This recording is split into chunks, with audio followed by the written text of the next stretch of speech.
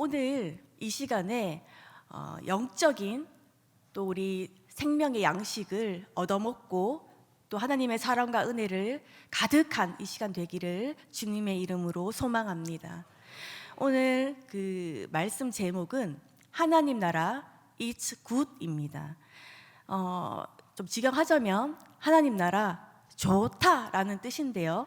우리 시작하는 마음에 앞서서 앞뒤 좌우로 우리 하나님 나라 좋다 한번 해보시면 좋겠습니다. 시작! 하나님 나라 좋다. 네, 감사합니다. 네, 제가 이 아름다운 시 한 편 한번 읊어보도록 하겠습니다. 시 제목은요, 노래의 날개입니다. 노래의 날개, H 하이네. 노래의 날개 위에 사뿐히 올라서 함께 가요 사랑하는 사람이여. 겐지즈강 그 기슭 푸른 풀밭에 우리 둘이 갈 만한 곳이 있어요. 환한 달 동산에 고요히 떠오를 적에 빨갛게 활짝 피는 아름다운 꽃동산. 잔잔한 호수에 미소 짓는 연꽃들은 아름다운 그대를 기다리고 있어요. 꽃들은 서로 미소를 머금고 하늘의 별을 향하여 소곤대고 장미는 서로 넝쿨을 엮고서 달콤한 미러 속삭이는 뺨을 부빈답니다. 깡충깡충 뛰어나와 귀를 쫑긋거리는 귀여운 염소의 평화로운 모습과 해맑은 시냇물 노래하는 소리, 세상 끝까지 울려 퍼지는 곳, 그 아름다운 꽃동산 종려나무 그늘에 사랑하는 그대와 함께 누워서 사랑의 온갖 즐거움을 서로 나누며 아름다운 꿈 끝이 없도록 살아가자고요. 네, 이 시를 읽으면 어떤 기분이 드십니까? 지금 당장이라도 이 아름다운 꽃동산에 사랑하는 사람과 함께 가고 싶은 생각이 듭니다. 겐지즈강 그 기슭 푸른 풀밭, 그리고 잔잔한 호수에 미소 짓는 연꽃들, 하늘의 별, 달콤하게 속삭이는 장미, 시냇물 노래하는 소리, 종려나무 그늘. 이 시가 말하고 있는 이 아름다운 꽃동산은 우리의 머릿속에 환상과 또 낭만이 가득한 곳으로 상상되어집니다. 이러한 아름다운 꽃동산처럼 우리에게도 아름다운 나라가 존재합니다. 그것은 바로 하나님의 나라입니다. 하나님의 나라는 이 신약 성경 말씀 가운데 여러 군데에 등장합니다. 마태복음, 누가복음, 요한계시록 등 여러 군데서 이야기하고 있습니다. 이렇게 자주 이야기한다는 것은 그만큼 중요하다는 것을 의미합니다. 심지어 이 하나님 나라는 예수님께서 전하신 복음의 핵심 메시지입니다. 하지만 이렇게 중요한 하나님 나라를 우리는 놓치고 살아갈 때가 참 많습니다. 삶이 참 바쁘다 보면 그 의미조차 잊어버리는 채로 살아갈 때가 참 많습니다. 하지만 성경 본문 말씀을 우리가 차근차근 읽다 보면 우리는 그 키워드의 열쇠를 찾을 수 있습니다. 이 당시에 이 이스라엘은 로마의 지배를 받고 있습니다. 이런 상황 가운데 이 유대인들은 자신을 해방시켜줄 구원자 메시아를 기다리고 있었습니다. 그리고 이 세상에 정의와 평화가 실현되기를 원하는 그러한 나라, 하나님 나라가 오는 것을 기다리고 있었습니다. 이에 반해 이 예수님이 선포한 하나님 나라는 그런 개념과 거리가 멀었습니다. 그렇다면 이 예수님이 전달한, 예수님이 선포한 이 하나님의 나라는 어떠한 나라입니까? 첫째는 우리 하나님의 나라는 염려하지 않는 곳입니다. 본문인 29절에서 30절을 보시면 이 예수님께서는 제자들에게 세상적 가치들에 대한 태도에 대해서 가르치고 계십니다. 너희는 근심하지 말라고 이야기하고 있습니다. 여기서 근심하다라는 말은 불안해지다, 성이 나다라는 뜻입니다. 결국 이 허망한 욕망 그리고 물질 문제로 지나치게 근심하다 보면은 결국에는 불안해지고 또 화가 난 상태로 그 위험이 따르게 됩니다. 이러한 모습은 제자들의 모습 가운데서도 확연히 드러납니다. 이 당시의 제자들은 또 어떨 때는 또 불안의 상황에 처해 있거나 또 어떨 때는 의심에 처해 있거나 또 헤매는 그런 상태에 있었습니다. 그렇기 때문에 이 예수님께서는 이 제자들에게 그 누구보다도 그 제자들의 상태를 잘 알고 계심을 선명하게 보여주고 있습니다. 그럼에도 불구하고 이 예수님께서는 제자들에게 근심하지 말라고 권면하고 계십니다. 이러한 제자들에게 예수님께서 말씀하시기를 이 모든 것은 세상 백성들이 구하는 것이라고 말씀하고 있습니다. 여기서 이 세상 백성들은 하나님을 믿지 않는 불신자를 이야기하고 있습니다. 먹는 것, 입는 것으로 인해 염려하고 구하는 것은 불신자들이나 하는 것이라고 말씀하고 있습니다. 하나님을 믿지 않는 사람은 하나님의 뜻보다는 오로지 세상의 물질과 탐욕만을 구하는 그러한 번영만을 바라봅니다. 또 그것을 삶의 주인으로 모시고 있습니다.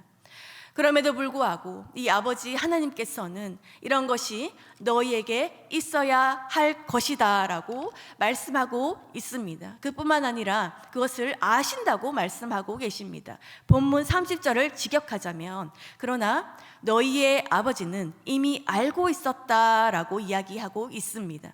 세상 백성들의 이 구하는 것과 반대로 그 필요를 이미 알고 있는 하나님의 모습이 나타나게 됩니다. 왜냐하면 이 하나님께서는 우리의 아버지로서 특별히 그 자녀의 그 필요를 아시고 부족함 없이 채워주시는 분이시기 때문입니다. 또한 이 하나님께서는 우리가 무엇이 부족한지 자상하게 살펴보시며 또 미리 예비하셔서 준비하시는 하나님이십니다. 그렇기 때문에 이 세상 사람들이 물질 번역 때문에 겪는 염려와는 달리 하나님을 믿는 우리는 걱정, 근심을 버리고 염려하지 않는 하나님의 자녀로 나아가야 합니다. 물론 모든 사람들은 각기 다양한 걱정거리가 있기 마련입니다. 경제 사정으로 걱정하는 사람도 있고 또 자녀 문제, 재산 문제, 이웃과의 다툼 문제, 부부 문제 등 여러 고민하시는 분들이 참 많습니다. 특히 먹는 것과 입는 것은 우리 의식주에 해당하므로 참 중요한 사항입니다. 그렇기 때문에 걱정, 근심을 달고 살아가는 것 아니겠습니까? 혹시 여기 앉아 계시는 우리 성도분들 중에서도 어떤 이유로 또 근심하고 걱정하고 있는 분이 있을 수도 있습니다. 지금 여기 말씀을 듣는 자리에 있지만 마음속으로는 걱정과 번민 가운데 걱정하고 또 물질적인 어려움을 생각하는 그러한 분이 있을 줄 압니다. 있다면 그 마음을 주님 앞에 내려놓으시기를 바랍니다. 참 말은 쉬운데 마음과 행동으로 내려놓기란 참 쉽지 않습니다. 하지만 우리를 위해 그 어려운 마음까지 아시고 또 미리 예비하시는 든든한 우리 하나님이 있다는 것을 꼭 기억하시기를 바랍니다. 그렇기 때문에 우리는 하나님께 기도와 간구로 나아가야 합니다. 우리의 필요를 하나님 앞에 내려놓고 이미 채워주실 것을 믿음으로 구해야 합니다. 걱정, 근심으로 염려하는 사람은 그 모습은 참으로 본인도 힘들고 또 옆에 있는 사람들도 보기에 참 힘듭니다. 우리 사는 인생은 하나님께서 주신 단 한 번뿐인 인생인데 그 시간을 즐기지도 못하고 헛되이 걱정, 근심만 하면서 그 시간을 가득 채우실 것입니까? 염려는 우리의 마음도 병들게 하고 또 우리의 몸도 병들게 합니다. 이로 인해서 사탄도 비집고 들어와서 이 염려라는 곳을 공략하기도 합니다. 그러므로 우리는 하나님 앞에 철저히 나아감으로 우리의 마음 상태를 점검하고 돌아보아야 합니다. 우리가 하나님 말씀 앞에 서 있는 것인지 또 하나님과의 관계가 올바른 것인지 되돌아보아야 보아야 되는 것입니다. 그리하여 하나님께 우리의 근심 걱정을 울부짖으며 눈물로 고하고 우리의 마음이 자유하도록 간구하여야 합니다. 우리의 염려를 해결해 달라고 철저히 하나님만을 의지하여야 합니다. 어떤 이야기를 제가 들려드리도록 하겠습니다. 어떤 마을이 있는데 이 마을 근처 산 꼭대기에는 어떤 괴물이 살고 있었습니다. 이 마을 사람들은 이 괴물이 자신의 마을을 파괴시키고 해칠까봐 전전긍긍하며 근심에 사로잡혀서 살고 있었습니다. 그 사람들은 그 괴물의 모습이 굉장히 몸이 크고 또 흉포하게 생겼다라고 생각하면서 두려움에 떨었습니다. 그 괴물의 몸이 굉장히 크고 머리는 악어 모양이고 또 몸은 하마처럼 생겼고 또 꼬리는 뱀의 형상처럼 생겼다고 얘기를 하면서 머지않아 그 괴물이 자신의 마을을 짓밟을 것이라고 그렇게 이야기를 하고 다녔습니다. 그래서 일상적인 삶을 포기하는 사람들이 참 많이 늘어갔습니다. 이렇게 그들은 다가온 재앙을 미리 예측하면서 그들의 시간을 한탄과 슬픔을 지새우는 데 급급했습니다. 그런데 어느 날 이 마을의 한 소년이 나타납니다. 이왕 죽게 된다면 그 괴물의 모습을 한번 내 눈으로 실제로 보자. 그래서 직접 봐야겠다고 결심을 하고 이 부모님 몰래 산을 오르기 시작했습니다. 산기슭에 이르자 이 소년은 이 괴물을 보았는데 모습이 조금 작아 보였습니다. 그리고 중턱에 갔을 때 그리고 마침내 또 그 정상까지 갔는데 이 괴물이 어떠한 모습이었는지 아십니까? 평소 마을 사람들이 얘기했던 모습이 정말 거대한 또 못생긴 그런 괴물의 모습이라면 실제로 본 이 괴물의 모습은 개구리 같은 자그마한 크기의 정말 귀여운 애완동물과 같은 그러한 모습이었다고 합니다. 그래서 이 소년은 그것을 가져와서 이 사람들에게 보이고 애완육으로 길렀습니다. 덕분에 마을은 평안을 되찾았습니다. 여기서 나오는 괴물의 정체는 허상이었던 것입니다. 마을 사람들이 이 허상에 속아서 걱정하며 삶을 포기했습니다. 어찌 보면 우리가 생각했던 것과는 다르게 중요한 것이 아닐 수도 있습니다. 그리고 헛것일 수도 있습니다. 우리가 생각했던 것과는 다르게 왜곡된 것일 수도 있습니다. 이처럼 우리에게 찾아오는 걱정과 또 이 근심은 하나님 입장에서 보았을 때 터무니없는 시간 낭비인 것입니다. 하나님 보시기에 과장된 걱정인 것입니다. 이러한 하나님께서는 우리의 필요를 아시는 분이십니다. 그리고 하나님께서는 우리를 위해 친히 준비하시며 우리의 필요를 채워주시는 분이십니다. 그렇기 때문에 우리는 세상 염려를 바라보는 것이 아니라 오직 하나님 한 분만을 따라가며 나아가야 하는 것입니다. 하나님의 예비하심을 믿고 따라가는 여러분 되시기를 바랍니다. 그리하여 먼저 염려하기보다 우리에게 주실 하나님의 은혜와 사랑을 더욱 사모하며 기대하는 저와 여러분 모두 되시기를 바랍니다.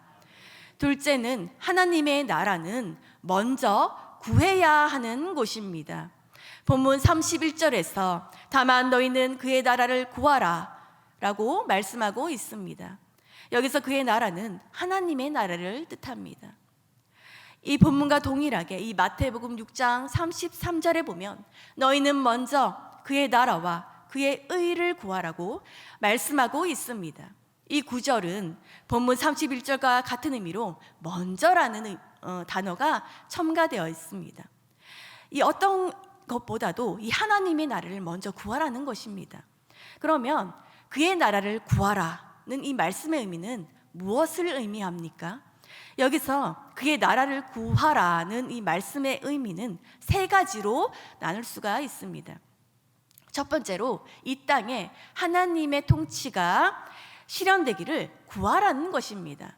둘째는 이 물질적인 것에 집착하지 않고 오로지 영적인 것을 위해 구하라는 것입니다. 또 세 번째는 이 하나님 나라의 오심을 위해 복음을 전파하라는 그러한 의미가 있습니다. 이어서 예수님께서는 이 제자들에게 또 말씀하십니다. 그리하면 이러한 것들을 너에게 더하시리라. 이 말은 다른 것보다도 먼저 하나님의 통치가 이루어지기를 구하는 자에게는 하나님께서 물질적인 것을 부속물로 더하신다고 이야기하고 있습니다. 그러므로 이 하나님 나라를 구하는 자에게 이 아버지께서 그 나라를 주시기를 기뻐하신다고 말씀하고 있습니다. 이것은 이 하나님께서 그의 나라를 이 제자들에게 주심에 대해 이미 기뻐하고 계신다는 것을 의미합니다. 이는 실제로 이 예수님이 오심으로 말미암아 이 제자들에게 이 하나님의 나라는 이미 주어졌고 또 그들 가운데 함께 계시다는 것을 의미합니다. 이러한 하나님의 나라는 이미 제자들에게 주어졌으나 이 예수님의 재림의 끝에 도래할 그 완성을 향하여 계속해서 지금도 확장되고 추구되어야 하는 하나님의 나라입니다. 이처럼 우리는 예수님께서 제자들에게 왜 이렇게 말씀하셨을까 곰곰이 생각해 볼 필요가 있습니다. 예수님의 제자들이 이 땅에서 하여야 할 사명은 먹고 살기 위해서가 아니요, 더 많은 돈과 물질을 얻을 수 있을까 연구하는 것도 아닙니다. 단지 그들은 이 하나님의 나라를 구하기를 힘써야 하는 자들인 것입니다.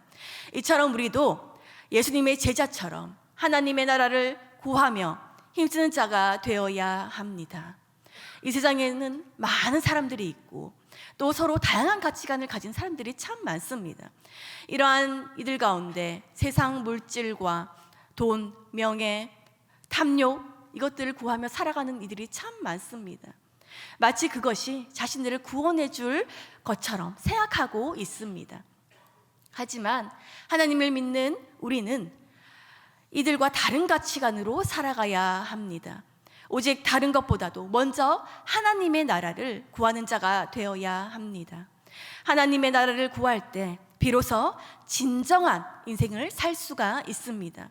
세상에서 가장 가치 있고 고귀한 일은 바로 하나님을 위해 헌신하고 희생하는 것입니다. 그렇다면 우리는 구체적으로 무엇을 할 수가 있겠습니까? 죄를 짓고 살아가는 불신자들에게 하나님의 복음을 전할 수가 있습니다. 그리고 또 가난하고 소외된 사람들을 위하여서 도와주고 섬길 수도 있습니다. 또한 우리 주변에 있는 마음이 연약한 사람들을 위하여서 또 기도할 수가 있는 것입니다. 이 외에도 우리는 이 세상 살아가면서 하나님의 일을 감당하며 나아갑니다. 우리의 시간과 물질과 젊음을 다 바쳐 희생한다고 해도 조금도 아깝지 않은 곳입니다. 그만큼 하나님의 나라는 귀중하며 값진 곳입니다.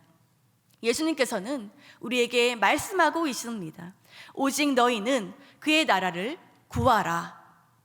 그러므로 이 예수님의 말씀을 새겨들으며 오직 하나님의 나라를 구해야 하는 것입니다. 이 하나님의 나라의 실현을 바라보며 기도로 나아가는 저와 여러분 되시기를 바랍니다. 셋째로, 이 하나님의 나라는 이 소망을 바라보게 하는 곳입니다. 본문 33절에 보시면 이 개역개적 성경에는 배낭이라고 되어 있는데 이 헬라어로 그 원래 의미를 찾게 되면 돈을 넣어두는 자루라고 이야기합니다. 이것은 많은 구제로 만들어진 낡아지지 않는 주머니가 바로 하늘에 있는 것임을 말하는 것입니다. 이 보물을 하늘에 두는 방법에 대해서 이 성경은 설명하고 있는데 그 방법은 우리의 소유를 팔아서 구제하는 것이라고 이야기하고 있습니다. 이 세상에서 재물은 낡아지는 이 주머니에 보관되어 곧 없어질 그러한 재물이지만 이 낡아지지 않는 주머니는 이 구제를 통하여서 바로 하늘에 가치를 두는 삶을 이야기합니다. 너희 보물이 있는 곳에는 너희 마음도 있다라고 말씀하고 계십니다. 마태복음 19장에 보면은 이 예수님을 찾아온 이 부자 청년과 삭개오를 찾아볼 수 있습니다. 이 부자 청년은 참으로 신실하였고 계명은 참 잘 지켰지만 재물을 팔아 가난한 자에게 나눠주라 라는 이 예수님의 가르침에 그 명령에 근심하고 돌아갔습니다.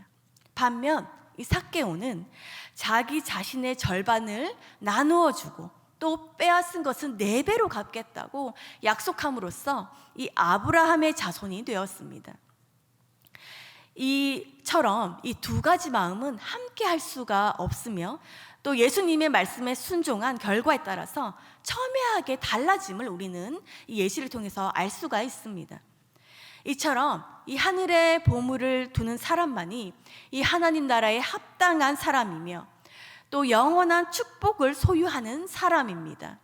그러므로 우리는 우리 자신보다도 다른 사람을 돌보고 또 도와주는 삶으로 나아가야 합니다.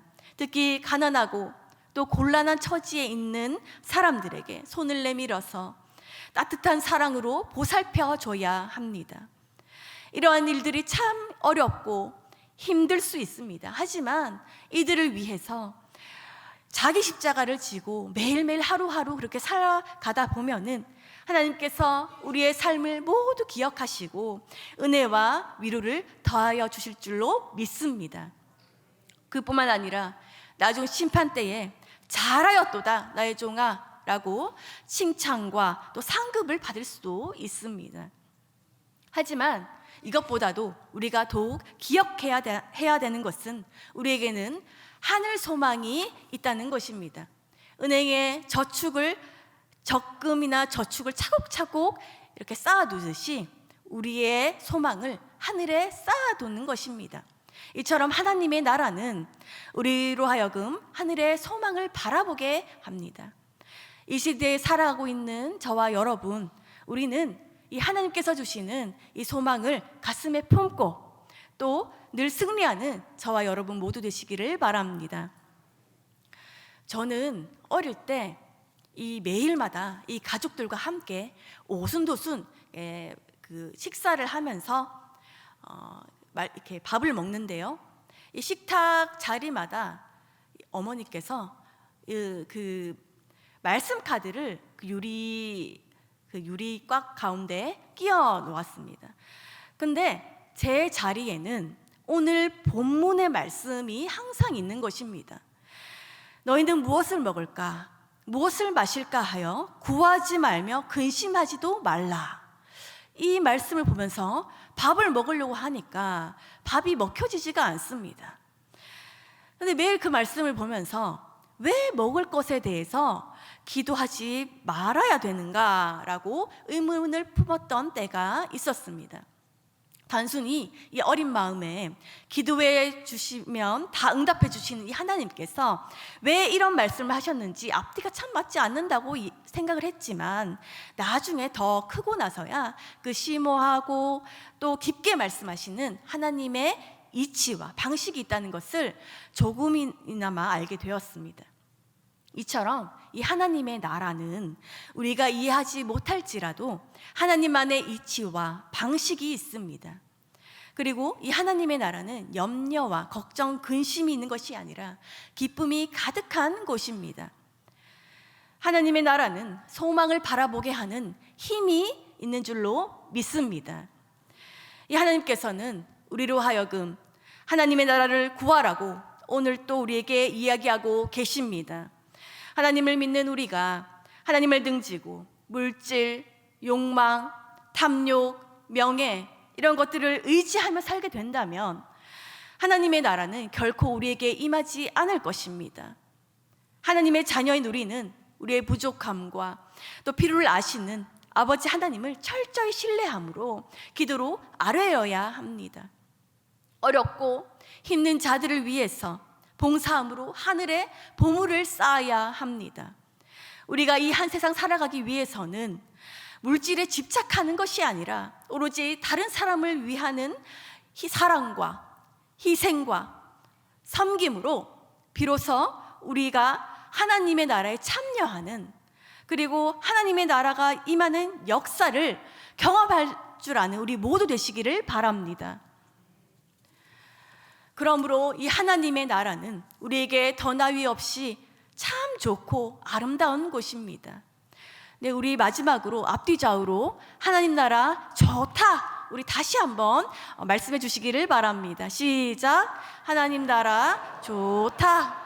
네, 이러한 하나님 나라를 사모하고 소망하며 또 믿음으로 간구하는 저와 여러분 되시기를 바랍니다.